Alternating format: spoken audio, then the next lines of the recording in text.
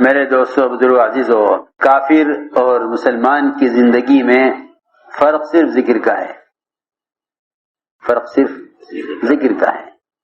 کافر کی زندگی 100% غفلت والی ہے، مسلمان کی زندگی 100% ذکر والی ہے۔ ذاکر صرف وہ نہیں جو صبح شام ایک تسبیح پڑھ لے، بلکہ صبح سے لے کر شام تک اللہ رب العزت ہم سے محمد صلی اللہ علیہ وسلم کے طریقے پر جو کچھ چاہتے ہیں اس سب کو قولاً عملاً کرنا ذکر ہے، سب کو قول اور عمل کے اعتبار سے کرنا ذکر ہے۔ لوگ سمجھتے ہیں صرف زبان سے اللہ کا ذکر ہوتا ہے، نہیں، بلکہ جتنے بھی افعال ہیں تمام اعضاء کے وہ سب کا سب ذکر ہے۔ جتنے بھی افعال ہیں تمام اعضاء کے سب کا سب ذکر ہے، اس لیے کہ ذاکر حقیقت میں اس شخص کو کہا گیا ہے جس کو دیکھ کر اللہ یاد آ جائیں، جس کو دیکھ کر اللہ یاد آ جائیں، اس کو ذاکر فرمایا ہے کہ ذاکر حقیقت میں وہ ہے جس کو دیکھ کر اللہ یاد آ جائے۔ اس کے سر سے لے کر پیر تک تمام اعضاء سے اگر وہ حرام سے نظر کو پھیر رہا ہے تو یہ آنکھ کا ذکر ہے، یہ نہیں کہ آدمی زبان سے ذکر کر رہا ہے۔ اگر زبان سے ذکر کر رہا اور آنکھ سے حرام کو دیکھ رہا تو غافل ہے، ذاکر نہیں ہے، کیونکہ اس زمانے میں لوگوں نے ذکر کو صرف محدود کر دیا ہے تسبیحات میں، حالانکہ ایسا نہیں ہے۔ آنکھ کی پلک تک کا ذکر ہے، آنکھ کی پلک کے جھپکنے تک بھی ذکر ہے۔ آپ جتنی مرتبہ بیت اللہ کی طرف نظر اٹھا کر دیکھیں اتنی مرتبہ ہر نظر پر جتنی نیکیاں ملنی ہیں ہر نظر پر ملیں گی۔ نامحرم سے نظر پھیر لیں تو یہ آنکھ کا ذکر ہے، کان کو غیبت سے روک لیں تو کانوں کا ذکر ہے، زبان کو غیبت سے جھوٹ سے روکے رکھیں تو یہ زبان کا ذکر ہے۔ صرف زبان سے اللہ کا ذکر کرنا ہی ذکر نہیں، بلکہ اپنی زبان کو حرام سے روک کر رکھنا بھی ذکر ہے۔ تو میں نے عرض کیا کہ مومن کی پوری زندگی ذکر سے گھری ہوئی ہے اور کافر کی پوری زندگی غفلت سے گھری ہوئی ہے۔ کافر غفلت میں ڈوبا ہوا ہے کہ اسے کبھی اللہ کا دھیان نہیں آتا، مومن اللہ کے ذکر میں ڈوبا رہتا ہے کہ اسے اس کے غیر کا دھیان نہیں آتا۔ اس لیے سب سے بہترین طریقہ ذاکر بننے کا کہ صبح سے لے کر شام تک جس موقع کی جو دعا ہے اور جس موقع کا جو ذکر مسنون ہے اس کا اہتمام کر لو، اس کا اہتمام کر لو۔ ایسا شخص کی زبان مرطوب بذکر اللہ ہو جائے گی، ایسے شخص کی زبان مرطوب بذکر اللہ ہو جائے گی، ایسے شخص کی زبان اللہ کے ذکر سے تر رہے گی صبح سے لے کر شام تک۔ جس وقت کا جو ذکر مسنون ہے، جو ذکر مسنون ہے، اس لیے کہ صرف تحمید، تحلیل، تسبیح، تکبیر تک ذکر محدود نہیں ہے، بلکہ جس وقت کی جو دعا مسنون ہے اس وقت اس دعا کا پڑھنا یہ ذکر ہے۔ حضور اکرم صلی اللہ علیہ وسلم نے کس وقت میں کیا ذکر کیا، اس لیے تمام مسنون دعائیں ذکر میں داخل ہیں۔ اگر کوئی بیت الخلاء سے نکلنے کے وقت، بیت الخلاء سے نکلنے کے بعد قرآن کی آیت پڑھے تو سنت کا ذکر نہ ہوگا، حالانکہ قرآن کا پڑھنا افضل ذکر ہے، قرآن کا پڑھنا افضل ذکر ہے، مگر بیت الخلاء سے نکلنے کے بعد اس وقت یہ سوچے کہ اس وقت کی کیا دعا ہے، اس وقت کی کیا دعا ہے، اس وقت اس دعا کا پڑھنا افضل ہے۔ علماء نے لکھا ہے وہ تمام جہود زوایا کی تعمیر اور یتیم خانے تعمیر کرانے اور خیر کے راہوں میں مال خرچ کرنے کو اگر آپ کی وفات سے لے کر قیامت تک بھی امت مجتمع ہو کر لے تو حضور اکرم صلی اللہ علیہ وسلم کے استنجے کی لائن کی سنت کا مقابلہ نہیں کر سکتے۔ تمام زوایا کے تعمیر کرنے اور یتیم خانے بنانے اور امت کو اس طرح سے راحت پہنچانے پر اگر قیامت تک کے لیے بھی امت مجتمع ہو جائے تو حضور اکرم صلی اللہ علیہ وسلم کے استنجے کی لائن کی سنت کا مقابلہ نہیں کر سکتے، کیونکہ جو چیز آپ سے بہرا ثابت ہے اس کے مقابل کوئی عمل نہیں ہے۔ یہ سارے کار خیر ہیں لیکن مسنون نہیں ہیں۔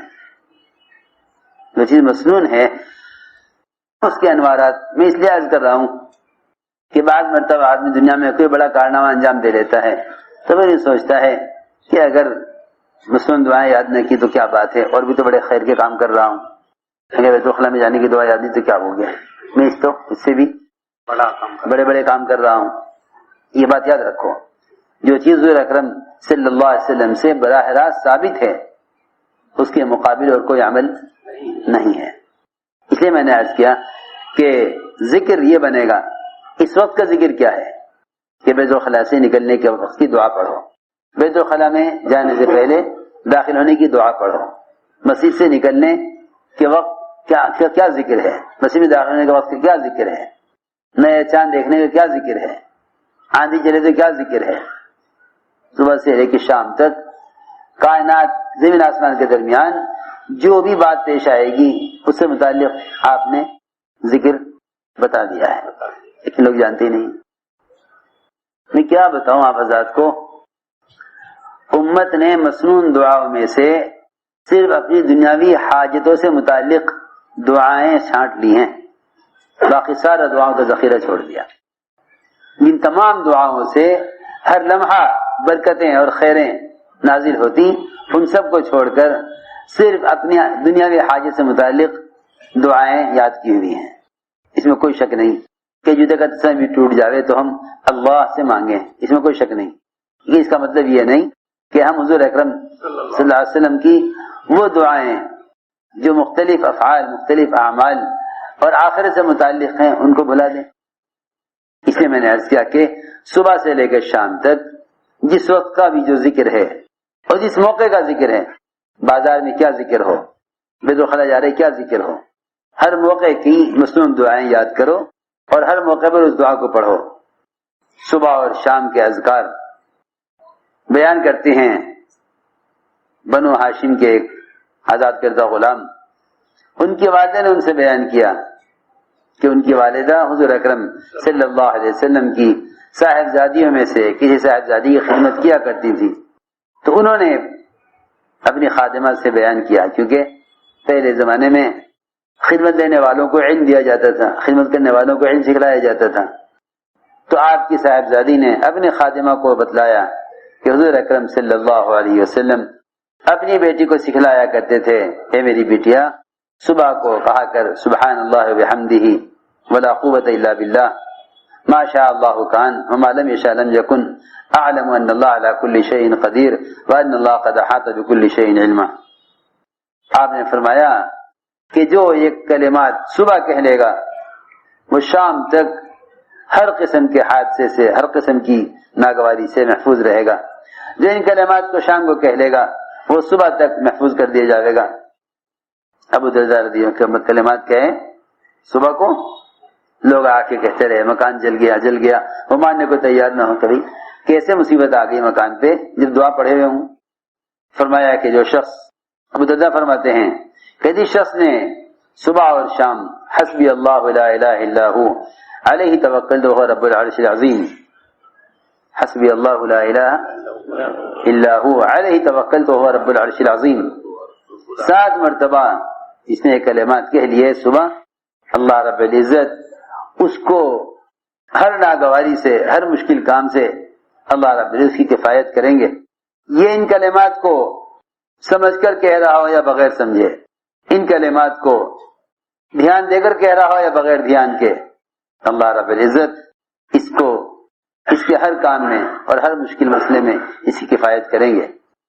بازار کا ذکر اور غفلت کے مواقع میں ذکر، غفلت کے مواقع میں ذکر، اصل غفلت کے مواقع میں ذکر کرنا ہے تاکہ غفلت کے مواقع کے اثرات سے محفوظ رہے۔ لوگ ذکر کر لیتے ہیں تنہائی میں، اور گناہوں کے ماحول میں اللہ کو یاد نہیں رکھتے. حالانکہ اصل ذکر ہے غفلت کے مواقع میں ذکر کرنا. وہاں ذکر کیا جاتا ہے دفاع کے لیے، یہاں ذکر کیا جاتا ہے دفاع کے لیے، اور تنہائی میں ذکر کیا جاتا ہے اللہ کے قرب کے لیے. برے ماحول میں اللہ کو یاد رکھو تاکہ اس ماحول کے اثر سے بچو. وہاں مقابلے کے لیے ذکر ہے، وہاں مقابلے کے لیے ذکر ہے، اور یہاں تقرب کے لیے ذکر ہے. حسمہ کہتے ہیں کہ حضور اکرم صلی اللہ علیہ وسلم نے فرمایا اللہ تعالی کو سب سے زیادہ محبوب سبحۃ الحدیث ہے. کیا ہے؟ سبحۃ الحدیث. اور اللہ کو سب سے زیادہ نفرت تمام اعمال میں تحریف سے ہے. ہم نے عرض کیا یا رسول اللہ یہ سبحۃ الحدیث کیا ہے؟ سبحۃ الحدیث کیا ہے؟ آپ نے فرمایا کچھ لوگ بیٹھے ہوئے لا یعنی باتیں کر رہے ہوں، دنیا کی باتیں کر رہے ہوں، دنیا کی باتوں میں مشغول ہوں، اور ایک آدمی ان سب سے الگ ہو کر اللہ کی پاکی بیان کرے، تسبیح پڑھے، اللہ کا نام لے، اللہ کا ذکر کرے، یہ اللہ تعالیٰ کو سب سے زیادہ محبوب ہے. یہ نہیں ارے میاں اس وقت ذکر چھوڑ دو، آ جاؤ ہمارے ساتھ لا یعنی کر لو، ہم اس وقت بات کر رہے ہیں، تم ذکر کرنے بیٹھ گئے. ہاں وہ بتاؤں کیا بات ہے؟ شیطان یہ کہے گا کہ دیکھو اس وقت ذکر نہ کرو ورنہ یہ لوگ تمہیں ریاکار کہیں گے. ذکر سے روکنے کے لیے اللہ اکبر، شیطان ذکر سے روکنے کے لیے ریا سے ڈراتا ہے. حالانکہ شیطان کی کیا پڑی کہ وہ کسی کو ریا سے ڈرائے. شیطان تو خود چاہے گا کہ اس کے اندر ریا داخل ہو، لیکن ذکر سے ہٹانے کے لیے، ذکر سے روکنے کے لیے ریا سے ڈراتا ہے کہ اس وقت ذکر نہ کرو ورنہ لوگ تمہیں ریاکار کہیں گے. وہ آدمی ریاکار نہیں جو دکھانے کے لیے عمل کرے. ریاکار وہ ہے جو لوگوں کو خوش کرنے کے لیے عمل کرے، اس لیے عمل کر رہا ہے ذکر کا تاکہ لوگ میرے عمل سے عمل پر آویں. یہ تو عین دعوت ہے. اس لیے عمل کرو کہ لوگ تمہارے عمل سے عمل پر آئیں، عین دعوت ہے. ہم نے عرض کیا کہ یا رسول اللہ یہ سبحۃ الحدیث کیا ہے؟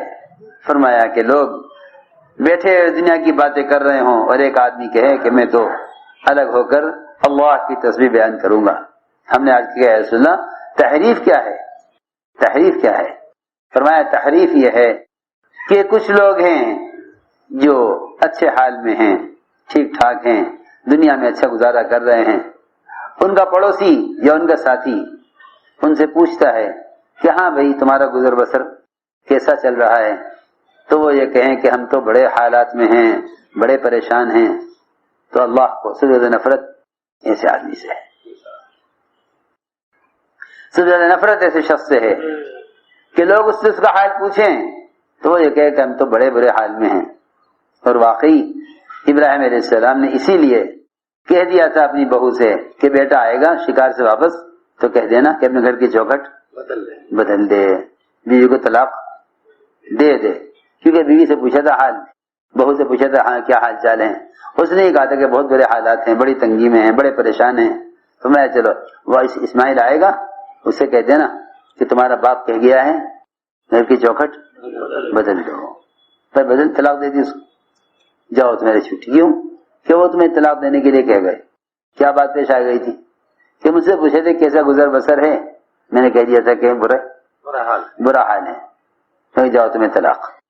شادی کر لی. پھر آئے ابراہیم علیہ السلام، پھر پوچھا کہ اسماعیل کہاں کی شکار پر گئے ہوئے ہیں، گزر بسر کیسا ہے؟ کہ بہت اچھا ہے، اللہ کا شکر، اللہ جس حال میں رکھے. حالانکہ وہاں گزر بسر کے لیے کچھ تھا، جہاں کچھ نہیں تھا گزر بسر کے لیے. کہ اللہ کا شکر ہے، اللہ جس حال میں رکھے. فرمایا اچھا اب بیٹا آئے گا اسے کہہ دینا گھر کی چوکھٹ کو باقی رکھے. یہ تھی بات کہ پڑوسی پوچھے ہاں بھائی کیسا گزر بسر، تو کیا بھائی بہت برے حال میں ہیں. فرمایا کہ اللہ تعالیٰ کو اس شخص سے سب سے زیادہ نفرت ہے. ابو ادریس خولانی کہتے ہیں کہ معاذ رضی اللہ تعالیٰ عنہ نے فرمایا کہ تمہیں اگر ایسے لوگوں کے ساتھ بیٹھنا ہی پڑ جاوے کہ جو دنیا کی باتوں میں مشغول ہیں، تو یہ تم دیکھو کہ وہ غفلت میں ہیں، دنیا کی باتوں میں ہیں، تو تم اپنے رب کی طرف پوری طرح متوجہ ہو جاؤ، اپنے رب کے ذکر میں مشغول ہو جاؤ.